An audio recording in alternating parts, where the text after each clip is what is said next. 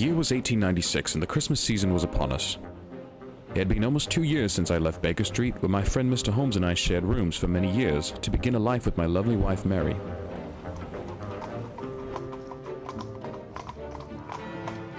However, as this time of the year so often brings about cheerful memories of old friends, I thought it would do me some good to call upon my friend before the holidays and see how life as a bachelor had been treating him. Needless to say, what passes for a bachelor's life for most nowhere near compares to the life of my friend, Mr. Sherlock Holmes.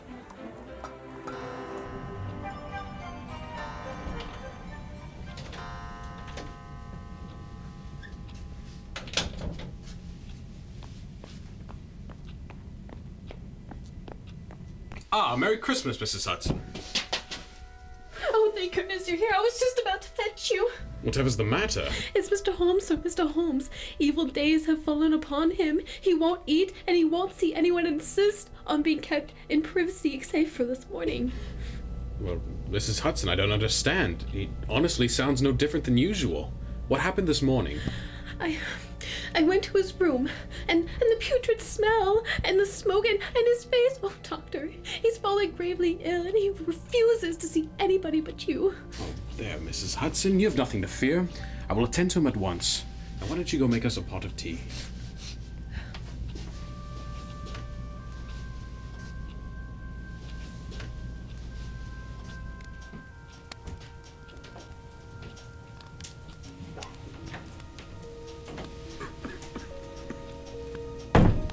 Holmes? Holmes, it is I, Watson. Well, Watson, we certainly have fallen upon evil days. My dear fellow. No, stand back, stand right back at once, I say. But why? Believe me, Watson, I speak harshly to you only for your own sake. For my sake? But what could possibly... Good heavens, Holmes. What's happened to you? I know what ails me, Watson. It's a coolie disease from Sumatra. Something at this point the Dutch know more about than we. But one thing's for certain. It is infallibly deadly. And contagious. Contagious by touch. Good heavens, Holmes. Do you suppose such a consideration weighs on me for an instant? It would not affect me in the case of a stranger. Do you imagine it would prevent me from doing my duty to so old a friend? If you sit there, Watson, I will talk. If you try to approach me again, I will insist that you leave this room. Holmes, you are not yourself. A sick man is but a child, and I will treat you as such. Whether you like it or not, I will examine your symptoms and treat you for them. Well, then if I am to have a doctor, at least give me someone for whom I have confidence. And you have none in me. Well, in your friendship, certainly, Watson. But facts are facts. You are but a general practitioner with very limited field experience and mediocre qualifications. Such a remark is unworthy of you, Holmes. It shows me very clearly the state of your nerves. But if you have no confidence in me, then I will not intrude you with my services. But please, let me bring someone else. Sir Jasper Meek, Penrose Fisher, any of the best men in London, but someone must have a look at you. If you think I'm going to sit here without either bringing someone else to look at you or looking upon you myself, then you are sadly mistaken in your man. You mean well, Watson, but your knowledge is limited. Oh, need I demonstrate your ignorance? What do you know of the poly fever? What do you know of the black forms of corruption? I've never heard of either. There are many problems of disease, Watson. Many strange pathogens of the East. I learned as much during one of my investigations. It had a medical criminal element in it. There is no doubt that I contracted it there. You caught this on a case. But how? I have a grievous suspicion that I got it amongst the sailors on the docks. Or perhaps from this Chinese tobacco box. Don't put that down at once, I say. You know I hate to have my things touched, Watson. You know I hate that. Now please, sit down, Watson, and let me have my rest. But Holmes, you must see a doctor. Well, if I am to see someone, then let it be Calverton Smith. Calverton Smith? Who on earth is that? I've never even heard that name. It may surprise you to know that the man best versed in this disease is not a medical man, but a biologist who specializes in microbiology. An outbreak of the disease upon his plantation caused him to study it. It is his obsession. A similar case involving the death of his nephew Victor is what led me to him. Watson, should the ocean not be overrun by oysters? They have no natural predators after all. Funny how the brain controls the brain. What am I saying, Watson? Directions for Mr. Culverton-Smith? You must beg him. Plead with him, Watson. My life depends on it. There is no good feeling between us. His nephew died a horrible death. I suspected foul play, and I let him know as much. But please, do what you can to bring him here. And make every effort to return alone. I have every faith in you that you will be able to do this. All right. I will go to him at once. You will not fail me. But an oyster must have natural predators. Something to stabilize their population growth. But you and I, Watson, we have done our part. Dreadful. Dreadful.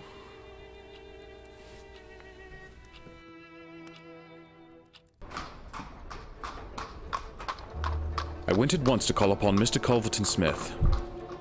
However, upon arriving at his house, I was informed by his butler that he had gone out for the evening to a nearby performance house. As time was of the essence, I decided to seek the man there.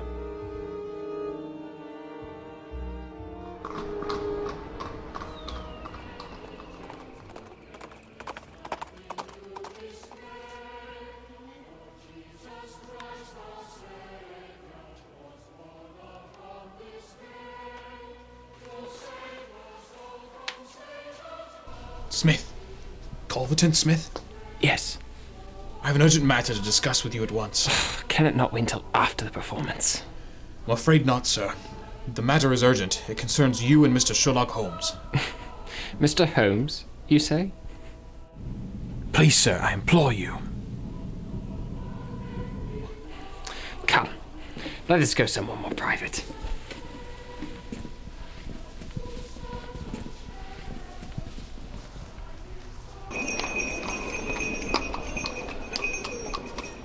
He's ill, you say? I'm very sorry to hear that. He's an amateur of crime, as I am of disease. For him, the villain. For me, the microbe. They are my prisoners. And among them are some of the very worst offenders in the world. It was on account of your special knowledge that Holmes desired to speak with you specifically. He believes you're the only man in London who can help him. Why? Why should Mr. Holmes think that I could help him in his trouble? Because of your knowledge of Eastern diseases. But why should he think that the disease he has contracted is Eastern? Because in some professional inquiry, he's been working amongst the Chinese sailors down by the docks. Oh, really? I trust the matter is not so grave as you suppose. How long has he been ill?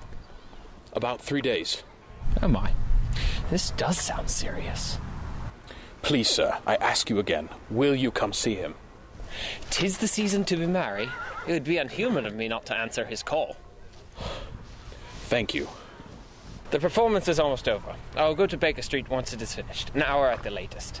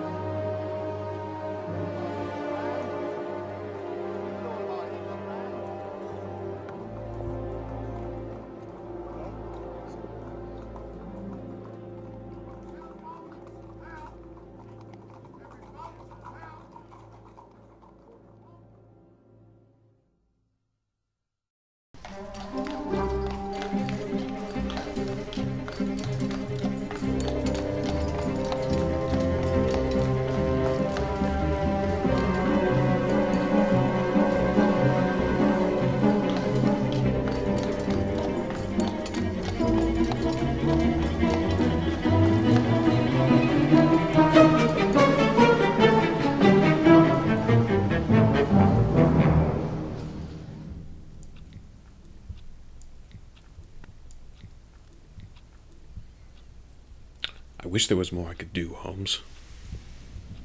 You've done all that a good friend could, Watson. You always have. Without question, without fuss. I'm eternally grateful for that. Thank you, Holmes. And I'm sorry I haven't been back sooner since my marriage. Life just seems to get in the way. There's no need to apologize, Watson. After all, our lives are what we make them. Domestic life doesn't suit everyone after all. But if you are happy, my friend, then I am happy for you. I am truly touched, Holmes. I just wish we could be talking like this under different circumstances. The hour grows late, Watson. Do not burden yourself with small matters. It is a waste of time. Time.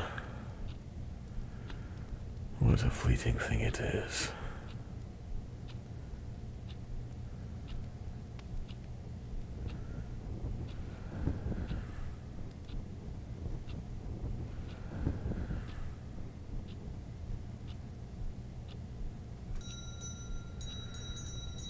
He's here.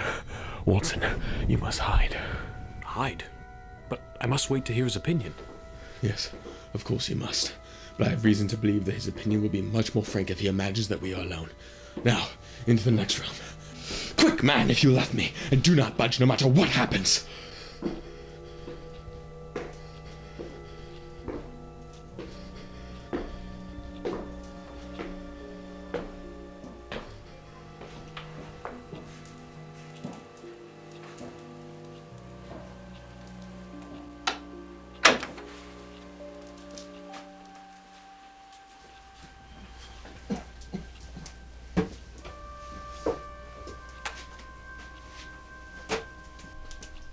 Holmes. Holmes. Can't you hear me, Holmes? Smith, is that you? Oh, I never dared hope you'd come. I should suppose not. And yet here I am. Coals of fire, Holmes. Coals of fire. It is very good of you to come. Very noble. I appreciate your knowledge. You do. You, unfortunately, are the only man in London who does. Do you know what is the matter with you? It's the same. You recognize the symptoms? Only too well. Well, I shouldn't be surprised, Holmes. Shouldn't be surprised if it were the same. Bad lookout for you it is. My poor nephew Victor was a dead man on the 4th day. Strong, hearty young fellow. Very strange that he should have contracted an out-of-the-way Asiatic disease. A disease, too, which I might add, I have devoted a very special study. Singular coincidence, Holmes. Very smart of you to notice it, but very uncharitable to suggest I was the cause. It was only speculation. I swear to you, I meant nothing by it. You went to the police! You ruined my reputation and put a stop to my research! What do you think of yourself spreading rumors about me like that? What kind of game is that, huh? No. It is no game, I swear to you. Water. Give me water. You're precious near your end, my friend. But I won't let you go till I've had a word with you. That's why I give you water. There, don't slop it about. That's it. Please, let bygones be bygones. Only cure me and I will make it right. I will go to Scotland Yard. I will tell them you had nothing to do with Victor's death. You can tell them or not, just as you like. I don't see you in the witness box. Quite another shaped box, I assure you, my good Holmes. It matters nothing to me that you know of Victor's death. We're not here about him. We're here about you. That man who came for me, I forgot his name, said that you contracted it in the docks among the sailors. I can only account for it so. You're proud of your brains, are you not, Holmes? Think yourself smart, don't you? We came across someone smarter this time. Now cast your mind back, Holmes. Can you think of no other way you could have contracted this thing? My mind is gone. I can't think. Please help me. Well, then I'll help you. Did anything come by post? By post? A box, perhaps? I'm too ill to remember. You must hear me. You shall hear me. It came on Wednesday. The tobacco? You remember it. Did you open it? If I opened it, there was a sharp spring at the bottom. Some kind of joke. It was no joke, as you'll find to your cost. You fool. You would have it, and you have got it. Who asked you to cross my path? If you had stayed out of my way, I wouldn't have hurt you. It was infected. And now it leaves with me. There goes your last shred of evidence. But you know the truth, Holmes, and you can die with the knowledge that I was the one that killed you. You knew too much of the fate of Victor Savage, and so I've sent you to share it with him. You're very near your end, my friend. But I will sit here and watch you die. Please. Turn up the gas. Turn up the gas, you say? The shadows lengthen. The coolies used to say the same thing before their end.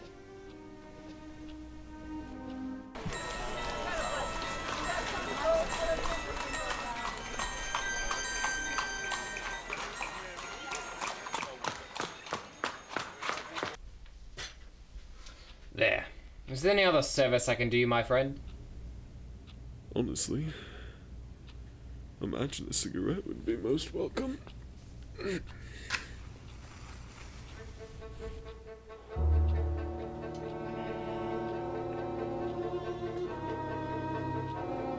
The best way to play a part is to become it. 3 days without food or water is one thing. 3 days without tobacco, I found almost intolerable. What's the meaning of this? All right. Let's have it then. Who the devil are these people? Allow me to introduce Inspector Lestrade of Scotland Yard. To save on any unnecessary trouble, I had you give the signal for my friend to come up to our rooms and make his arrest. Lestrade, the man you see before you today is a self-confessed murderer of Victor Savage. Lie as you like, Holmes. It's your word against mine. Is it though? Watson?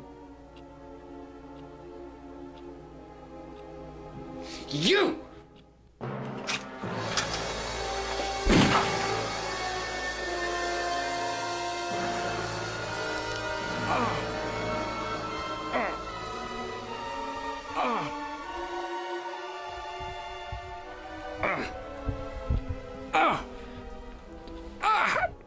Damn you, Holmes. Damn you.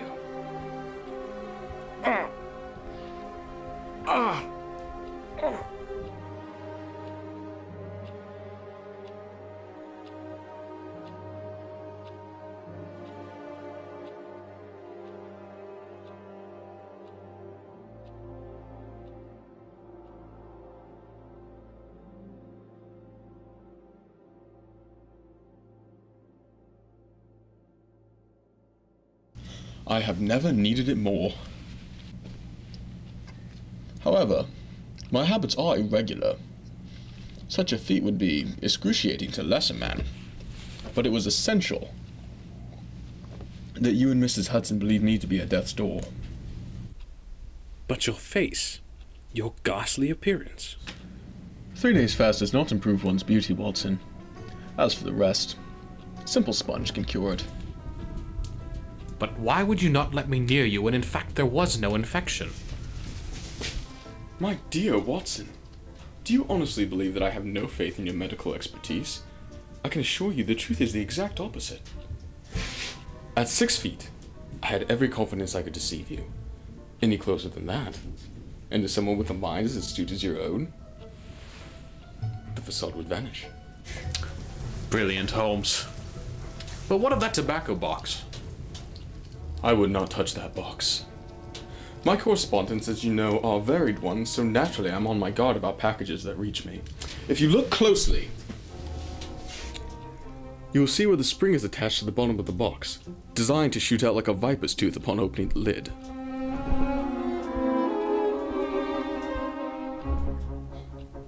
I dare say it was by some such device that poor Savage, who stood between this monster and reversion, was done to death.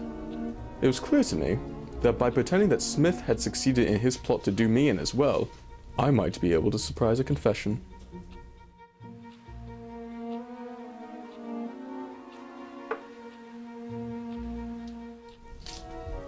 But why did he do it? Why did Smith want to kill his nephew? Do you remember I told you the disease was his obsession? I believe that he originally cultivated the disease with the hopes of creating a cure. However, I also believe that he used the coolies as lab rats. Human experimentation is a nasty business, Watson. Most believe it to be immoral, despite the potential it holds for medical breakthroughs. Undoubtedly, his nephew felt the same way. He learned of his uncle's secret, thus sealing his fate.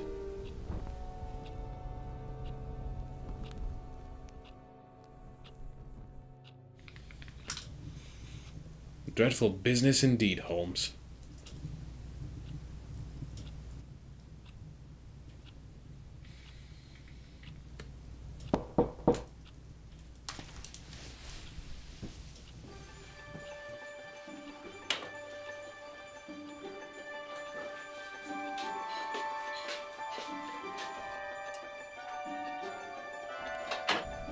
Here we are, dears. Ah, Mrs. Hudson, you're splendid. Well, this seemed only proper to have something to celebrate the season, especially with the old household together again. Hear, hear.